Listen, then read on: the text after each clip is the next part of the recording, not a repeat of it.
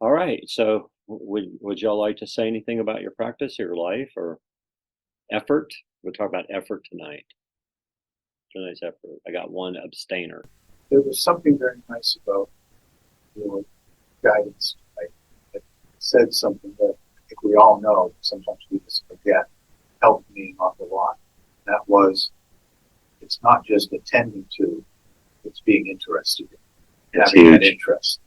And my intention tonight, that I've had some difficulty recently, was to really just get into the breathing. I didn't have a secondary, I suggested it. I chose not to. Um, But I think some of the difficulty is I've been attending to the breath, but I haven't really been interested. So it's nice to hear that and change a bit of just being with that breath, because it is so. I mean, I know the talk is every breath is different, breath, breath, no two breaths are the same. But if I'm just attending to it, I'm just breathing. I'm interested, you catch that. Yeah, it could be also you might want to try something different too, like body scanning or walking meditation or loving kindness or something. Sometimes the changing the practice up can help, or even where you're meditating at. Right? Anybody else? It's not unusual. It's just another hindrance. What it is. Dull mind. Yeah. Kind of like mindfulness, like I said in the talk. And you talked about that, and that, Yeah. So I had this idea, like I try to give people like things to do during the week, and I know nobody's going to bite on this one, but I'm going to put it out there, like who uses their phone for like reminders, like during the course of that. Oh, Kathy does. See, so does Robert. Okay, Jenny does too. Jenny or Jen? Jenny. I like that guy. What's that? Like Forrest Gump. Jenny. You had to do that. You had to do that, didn't you? I had a classmate that followed me around all of college and just did the whole movie. Wow. Hey, Forrest. Yep. So here's my thing is like y'all might consider doing this. You might consider like every hour, like having your timer go off and just ask yourself what's it like in my body, like, or half hour or whatever you can stand. Like 2 hours, 1 hour, whatever. Just ask yourself what's the condition of my body right now, right? Like we're doing the guided meditation, and bring your attention down your body. There's tension there, because really we're holding tension all day long. We're holding tension all day long, and we just don't notice it because the effort is not towards exploration of the mind body. It's towards other things. Well, that's what I realized when, because you were saying go back to the body, and so it was always my shoulders, and they were always tight. Yeah. And I was like, wow, I thought I'd just relaxed that. Just work doing that. Yeah, but then it made me realize if I do this more often, how relaxed your body, how much nourishment you're going to get like that relaxing, Totally. Yeah, that's a great point. Yeah. Yeah, I would suggest that y'all consider that. Put a timer on your phone every hour, every half hour. Just let it beep and just ask yourself, what's the condition of the body? And then just relax, like you did. Just relax it. Yeah, I know there's other people who've done it. I set a whole session before, a half hour, 2 hours, whole time tension in some part of the body. Because mindfulness breathing, right? And that's about the beautiful thing about sometimes body scanning, right? So sometimes bring your attention to the body, see what's happening there, right? What's happening in the body, right? Yep. Anything else? Yeah. Yeah. Which is funny because I expected the first time I came to be like the hard time. Yeah. Yeah. And I was like, no, I'm ready. I got this. Yeah. Now it's like week 4, and I'm like, Yeah. The trick is, can you accept fidgetiness? Can you just like, okay, this is what fidgetiness is like. Bring attention to wherever you can with the fidgetiness, right? I can't even say the word fidgetiness, right? Yeah. Yeah. Can you do that? Yeah. All right. Anything else? All right. So, like tonight's effort, and it's like one of the best resources I have for this is a talk by Jack Kornfield in 1992. I just do the math. What is that? 30 years ago? I mean, 31.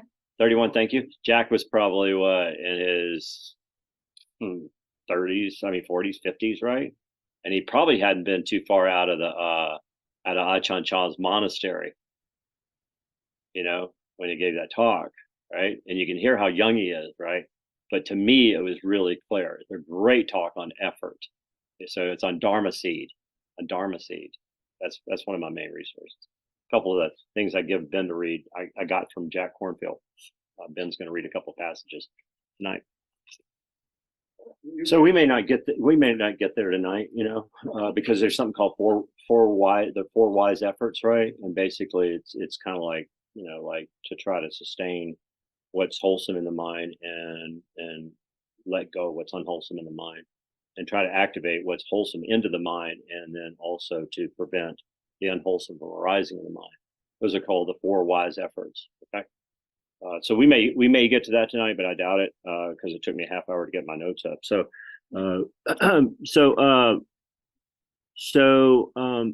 this wise effort is the key to all spiritual traditions. Paying attention to this, and that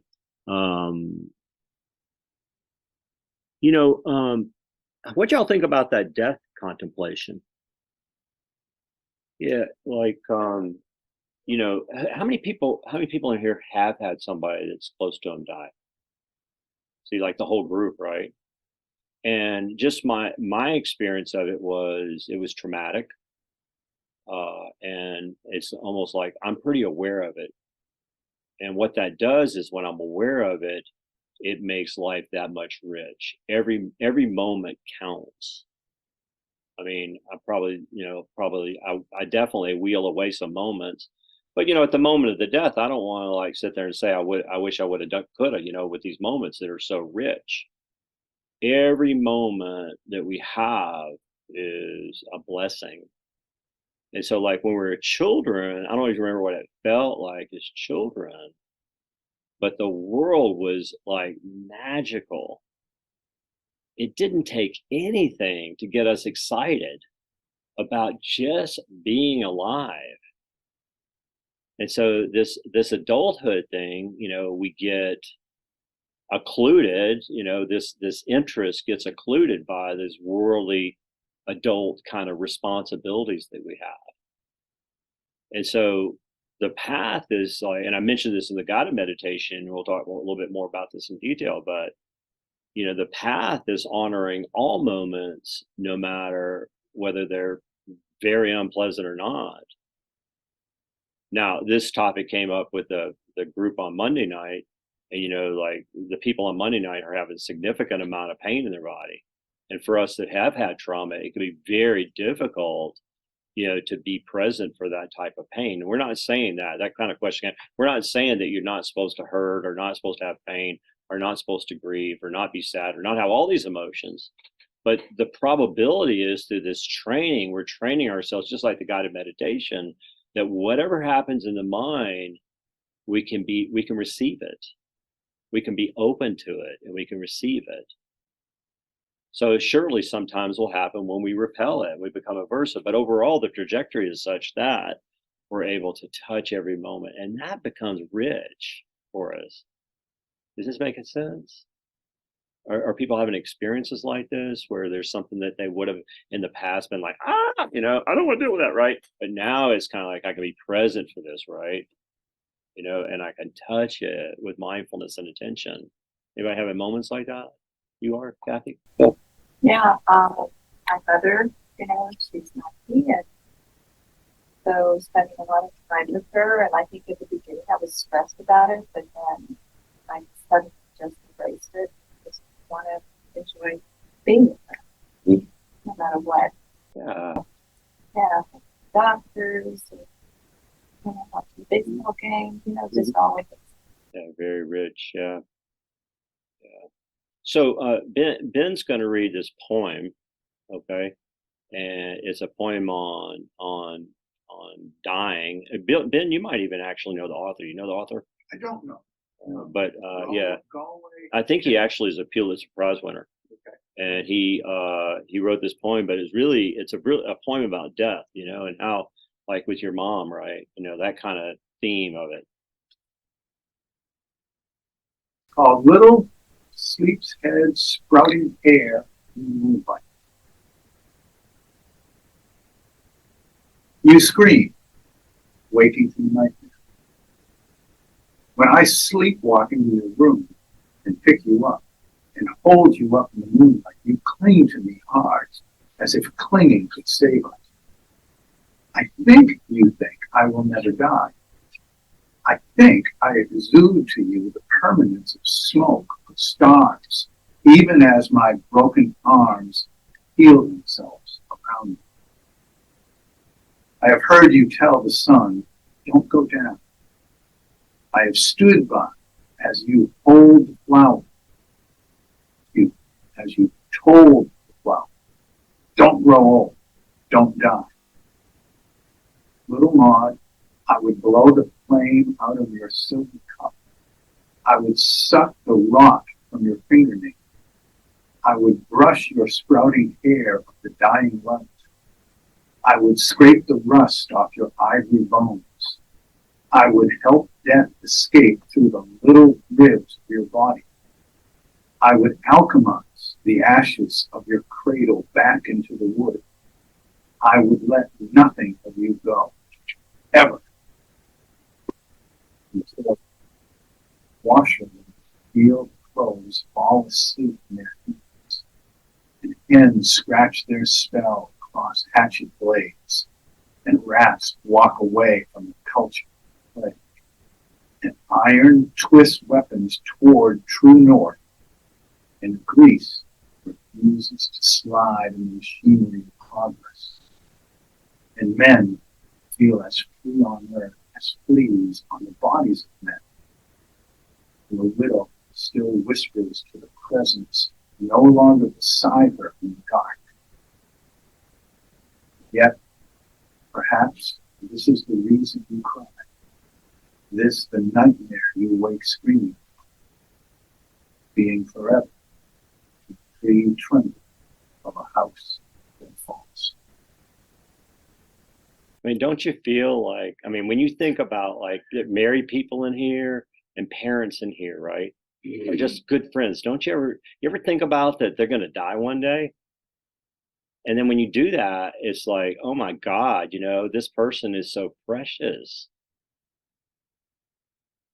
You know, when you contemplate death on a regular basis, it opens up living because every moment is rich. It's much easier to give effort to the things that we used to think were burdensome. And that's a practice. The things that were burdensome now become rich. There's actually Tibetan prayer and Buddhist practice where they pray for suffering, because this is the gateway to liberation, is bringing attention to these hearts that used to be burdensome. Does this make sense? Any comments on that? Let's go ahead in the meditation, because you started by having us focus on death. And Andy Quinn talks about the 5 remembrances and claims we can't meditate on them. You can only contemplate them.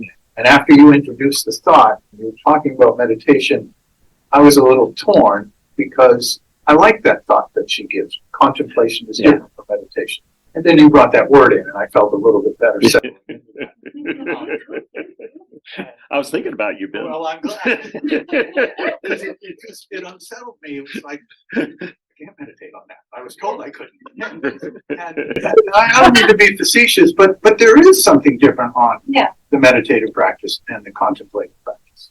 And she encourages contemplating on those 5 remembrances. Yeah. And so it's Thich Nhat Hanh to do that. Yeah. And there are some powerful thoughts that come from that contemplation. So I like that part. Yeah, I don't know if y'all think this way or not, but with my daughter, see, I know there's got to be 1 or 2 or 3 or 4 or 5 people in here that think this way. My daughter, like, because of death was a difficult experience for me as a kid, I have this mindset that even in the worst conflict with her, I love her because I know what the reality is. Reality is she's going to die. I'm going to die. That's the reality of it. So there's no, I don't care how she presents herself. It's just not going to go away. You relate to this, don't you? Can y'all relate to that? Yes. Yeah. Who can relate? Jenny? I come from a family where, like, if we were on the phone and we hung up and my mom forgot to say I love you, she would call back and be like, by the way, I love you. Was she traumatized by death? And I know she had trauma, but I don't know if it was well, yeah. Yeah. So in our practice, when we come into the practice, people come in for a variety of reasons. Okay. Often people come in because, especially in the West, they come in because if you haven't noticed, this can be a very turbulent culture here. And people come in because they just want to relax. There's a lot of things that are anxiety producing. And so it can feel really good to come in here and relax, or come wherever you go to practice and relax. And so people attain that. Most people attain that. There's some people that have, really, I call it locomotive mind, which means a lot of thinking, churning thinking, right? And those folks can actually become really good meditators. When you understand that the point of the practice is how we're relating to experience. It's not necessarily if the mind's thinking, it's how we're relating to thinking. That's actually the practice. A lot of people don't understand that. A lot of people think I'm supposed to have a still mind. And that's certainly a marker of people's progress. But remember, try not to compare your practice to anybody else's. It's a setup for suffering to do that. So, but then what happens is, people, typically developmentally, like if you look at this as a developmental model, typically people, start to get some other benefits from the practice. But the hard thing for a lot of people is that the practice, there's obstacles that come up in the practice. And then when people start having obstacles, then they become doubtful, that the practice is working. But the truth of the matter, well, let me try to say it a different way.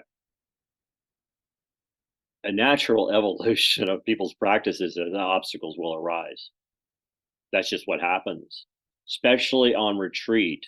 Things that you just would not have expected arise on retreat because the mind is getting calm. It's getting calm. It's getting calm. It's getting calm. And then things just start to bubble up.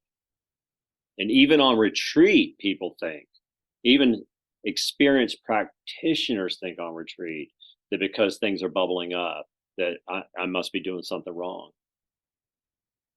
Andrea Fella, who's a teacher at Insight Meditation Center of Redwood City out in California, Gil Fronsdale's community. I remember her talking about being on a 3-month retreat and just one day she's just angry. And the anger didn't last for like a half hour. It was days of anger. I mean, this is a serious practitioner who's taught a lot.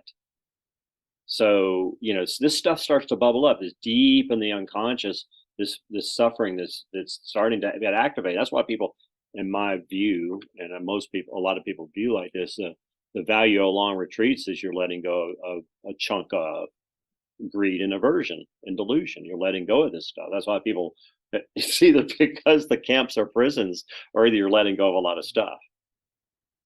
That's a joke. So if you're having obstacles, it doesn't mean that anything's wrong. It could be that your practice is going right spot on. It's just you're having some obstacles. And that's when it's a good idea to talk to a teacher. And Roxy teaches, I teach, and then the phone number for Peter's on our website, our teacher in Orlando. He'll be free to talk to you anytime. And there's plenty of teachers too out there who you could email them if you're having an obstacle. But often what happens is people begin to get doubtful. People get doubtful. You say practice isn't working because I don't feel good. Basically, it's old conditioning around. It's supposed to feel good all the time. That's not the practice. The practice is that whatever comes up into your experience, how do you meet it with attention and awareness? Every experience with attention and awareness, right? And then you're learning from that. We're learning from these different mental formations, right? What they are, right? After a while of continuing to bring our attention back to whatever arising experience, it begins to get pretty effortless. Most of the time, our practice is like that. I don't have to think about sitting. I don't have to every now and then it's a little bit of a burden, but overall, it's just. And the teacher in Orlando is like that too. After you practice, keep on bringing yourself back to what's in your this, right? Then that's your new default. Like I said in the guided meditation, your new default is that is effortless. But part of that is, remember that part of that is that the way we relate to experience has to do with openness. Like we say every night, right? Roxy and I say every week, we say openness, non-striving, receptivity, similar words, right? This attitude of gentleness, whatever arises. Those attitudes right there, continually meeting experience like that, it gets a lot easier. A lot easier. But everybody that's in here, I think, there might be one or two people will have to walk through obstacles. But the beauty in that, especially if you have a teacher or somebody you can talk to, or you can talk about it in this group right here, the beauty in that is that when you move through obstacles, you gain confidence. And you gain confidence not just in yourself, but you get confidence in the teachings. And then once the confidence starts developing, you just know that you can walk through anything. Just whatever comes up, you can walk through.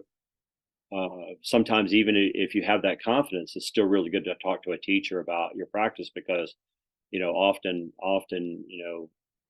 you could just be missing something, a way to pay attention, or like somebody like Kathy said, like not attending to the body, or not enough investigation, not enough looking clearly at it. Mine's real dull. One time Peter told me I was on autopilot. I didn't even recognize it. I was on autopilot, which basically is just going through the routine of practicing, right? So a teacher helped me quite a bit then. And I have once a month I'm meeting with a teacher, to talk about practice, right? So it's very useful, these meetings, to be able to talk about your practice. So in the Jack Kornfield discourse, he says, Ajahn Chah says there's two types of people. This Ajahn Chah, right? Todd Forest Monastery, right? So two types of people, right? Some people, like, they want to hang out with you, right? They don't call you much. You don't call them much, but they want to hang out with you. And after a time, they just disappear, right?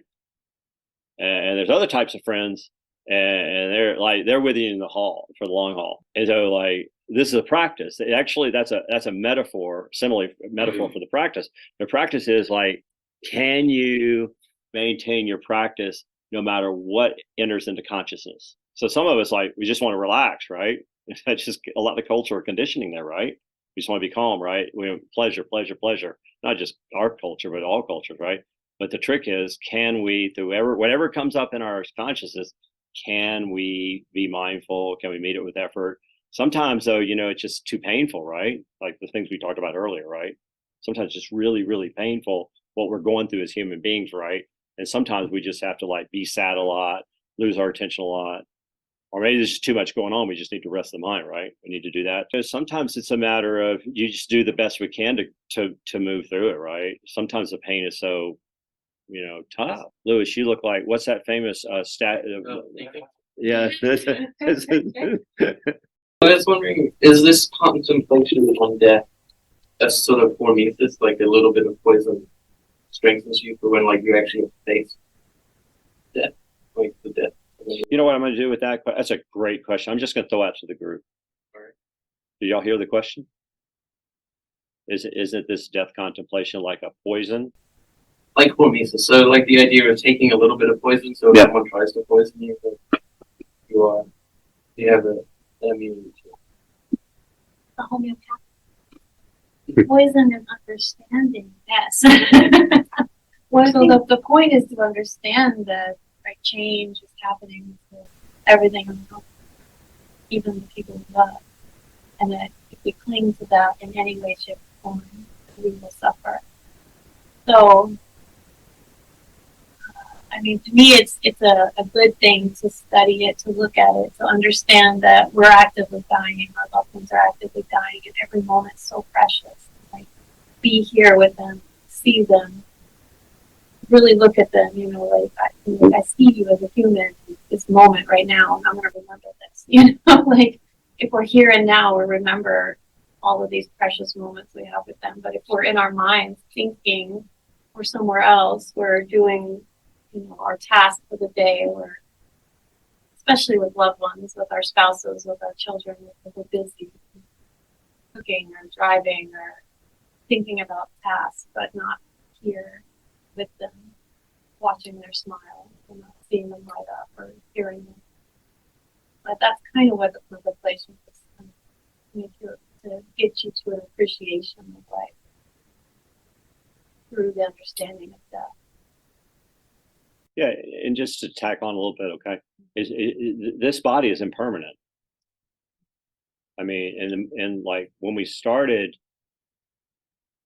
the Satipatthana, you were part of that, right? And some people in the group weren't part of that. This is a lengthy sutta on 4 types of mindfulness is what it is. And when we started, I mean, the basic instructions are, well, we'll be a little tangential, but the start of the instructions are, you know, part of the way that we look at experiences with diligence.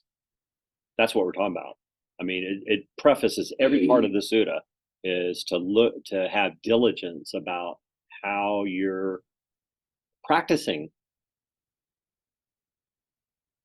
So there's that, but then at the end of the sutta, there's this instruction about arising and passing away. So this arising and passing away is critical to the practice, because what it does is it helps us to let go of a chunk of suffering, which is mainly, you know, attachment to self. Kind of like what Roxy's saying, just a little bit different. You know, same words, just a little bit different. Yeah, holding. She used the word clinging. And just to kind of piggyback onto what she was saying, clinging to self. You see, so like, check it out. You know, like when people die, you know, my wife died, my wife died, right? And it's painful, but there's still some sense of self being activated there. You know, there's some sense of me being activated there. So the more that we can, you know, explore, you know, how this change occurs in our life, it's going to help us not to take things so personally. We're still going to be in pain. If my wife died, I'd be in pain. I mean, there'd be pain, and probably a lot of it. Kind of like Daniel was saying, there'd probably be some white knuckling. You know, there's no doubt about that. You know, and you folks that are spouses or have children, you probably know that would be the reality. Is there would be plenty of suffering. But the practice is beautiful, though, because it could be that we can mitigate some of the suffering. It could be that we could do some of that.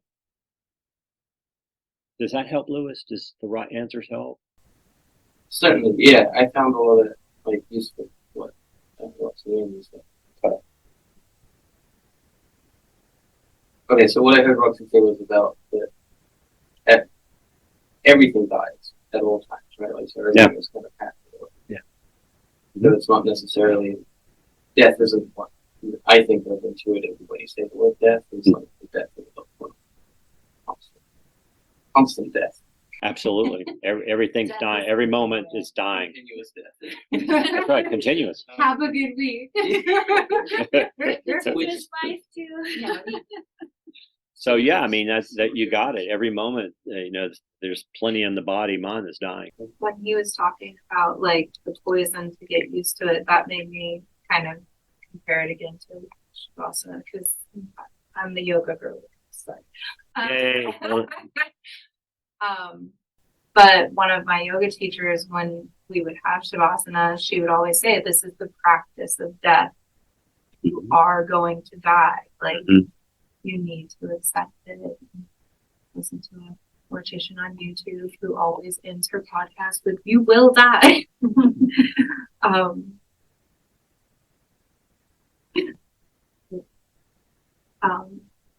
But I think that kind of just that preparedness for yourself helps to also accept the fact that like it's going to happen to other things around you. Because I know that even the small amount of work that I did before my parents passed away, I am in a very different mental state than my brother. Yeah. Right now. Yeah. Me too. Yeah. I can say the same for me. Absolutely. Yeah. So,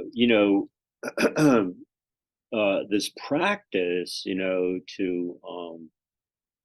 get full benefit from the practice requires a significant amount of dedication and commitment to do this, And so, like a Zen master said, you might as well stop all your bargaining and get busy with it. So there's a Zen teacher named Charlotte Joko Beck, and she lives in San Francisco, right? And she intentionally lived like on a busy thoroughfare in San Francisco, right? Because she she thought it would support her practice. So in other words, like the deal is, like to understand that it's really important to work when you're uncomfortable. Are you saying she lives on the street? No, she lives in an apartment, like right on the street. Yeah. So it's really important to understand that to learn how to work under all conditions, and so that will help you so much. And this is why, people sit for longer periods. There's a term for this that Jack uses called, mastering a posture. And he tells a story about how the Buddha actually, after enlightenment, stood watching a tree for 7 days. If we tried to do standing meditation, how long would we last? Not very long. Probably not 7 days would be a reasonable answer to that, right? But the whole point of this is, the Buddha had to deal with pain. The Buddha had to deal with sickness, right? The big difference between us and him was he knew how to deal with suffering. That's the difference. There was allegedly no suffering, but there was pain associated with it. So, sitting for a longer period, sitting for when you don't want to, if you're sitting for a half hour now, make it 35 minutes. If you don't feel like sitting, sit some, sit every day. Bring yourself to situations where you would normally go sit with friends, go sit with a friend, go on retreat. All this is unpleasant for some of us. Some of us love it now, but others, it's not easy, but that's what you want to do. And that takes some dedication. It takes some courage. It takes some will. It takes some strength to do this. The beauty in it is it's truly transcendent. When Jack Kornfield got to Ajahn Chah's monastery, they would meditate 16 hours. Not unusual to meditate around the clock, You folks that read the book by Larry Rosenberg, meditated for a week without going to sleep. Some people got delusional, and I'm not saying you should do that. I'm just saying just consider though stretching yourself somewhat, because whatever energy you put into it is what you're going to get out of it. So there. So Ben has another reading, and we'll stop. Oh, one thing too before we stop. This goes into the next class, okay? But like I said it during the guided meditation, right? About the effort, right? So most of us are probably at this point where it's not effortless. It takes some effort, right? And that's okay. Don't think you have to be effortless, okay? But your effort, you want to be really sensitive to too much striving. And then you want to be sensitive to like not enough effort. You want to be sensitive to both of those. So the sutta that everybody reads is the sutta of this lute. Y'all know the sutta? Who knows the sutta? Y'all know the sutta of the lute? Robert will like. I thought about you, Robert, as this sutta when I was talking. This is a sutta that gets taught quite a bit. but the somebody's asking the Buddha, right, how to practice, right? And he's asking the question about effort. By the way, your Access to Insight has a lot of great suttas on effort, and a lot of the Dhammapada about effort. But he says, well, basically it's like this, like if the strings are too tight, what do you get? If the strings are too loose, what do you get, right? So as in your own practice, you have to address the strings, right? Do the strings to suit you. It's great to push a little bit, but too much gets us a little rattled, and then we may get doubtful. So you gotta just figure out for yourself, right? Even though the person teaching tonight saying is effort. Work hard, work diligently. Work hard, work diligently. All right, Ben, you want to read? This is one about effort. This is a different story. I think several of you may recognize this. A long time ago, there was a family that lived happily in a small, quiet house in Poland. One day, they learned that the grandparents were coming to live with them. The child was very excited about this, and so were the parents. But the parents worried because their house was very small. They knew that when the grandparents arrived, the house would become crowded and much noisier. So the farmer went to ask the rabbi what to do. The rabbi said, "Let them come." So the grandparents moved in. They have a lot of furniture which goes into the living room where they sleep, and in some other rooms too. It is crowded and noisy in the house. So the farmer goes back to the rabbi and says, "I did what you told me, Rabbi. Now my in-laws are here, and it is really crowded in our house." The rabbi thinks for a moment. Then he asks, "Do you have chickens?" "Of course I have chickens," said the farmer. "Well, bring them into the house," said the rabbi. The farmer is confused, but he knows the rabbi is very wise, so he goes home and he brings the chickens to live inside the house with the family. But it becomes no less crowded and no less noisy. In fact, it is worse. And the clucking and the pecking and the flapping of wings makes it intolerable. So the farmer goes back to the rabbi. "I did what you said, Rabbi. Now, with my in-laws and the chickens too, it is really crowded in my house." The rabbi thinks for a moment. Then he asks, "Do you have any goats?" "Well, of course I have goats," said the farmer. "Bring them into the house," said the rabbi. So the farmer is confused, but he knows the rabbi is a wise man, and he brings his goats into the house to live with the family and the chickens. Of course, it is no less crowded and noisy. In fact, it is much worse, with the chickens clucking and flapping their wings and the goats baying and bleating all the time, and the families all together. So the next day, the farmer goes back to the rabbi. "I did what you said, Rabbi. Now my in-laws have no place to sleep because the chickens have taken over their beds and the goats are sticking their heads into everything and making a whole lot of noise." The rabbi thinks for a moment. Then he looks a little puzzled and he says, "Aha, you must have some sheep." "Of course I have sheep," said the farmer. "Well, bring them into the house," says the rabbi. The farmer is very confused at this, but he remembers that the rabbi is very wise, so he brings the sheep inside his house. It is no less crowded and noisy. In fact, it is much, much worse. The chickens are clucking and flapping their wings. The goats are baying and bleating and butting their heads. The sheep are baying too. And one sat on the farmer's eyeglasses and broke them. The house is loud, and crazy, and it is starting to smell like a barn. Completely flabbergasted, the farmer goes back to the rabbi.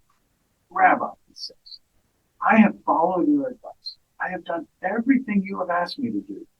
Now my in-laws have no place to sleep because the chickens are laying eggs in their bed, the goats are baying, butting their heads, and the sheep are breaking things. The house smells like a barn." The rabbi frowned. He closed his eyes and he thought for a long time. Finally, he said, "This is what you should do. Take the sheep back to the barn. Take the goats back to the barn. Take the chickens back to their coop." The farmer ran home and did exactly what the rabbi had told him. As he took the animals out of the house, his children and his wife and in-laws began to tidy up the rooms. By the time the last chicken was settled in her coop, the house looked quite nice, and it was quiet. And the family agreed that their home was the most spacious, peaceful, and comfortable place anywhere. There's a long version and then there's a short version. All right. Anything else tonight? I'm pretty confident to say that there will be a community breakfast on. Yeah, like no, I'm asking permission. Yeah, whatever the third Sunday is. I believe it's the 19th. The 19th at 10 o'clock at Ken Turner's house. Everybody here is invited. Y'all are all members of the Sangha.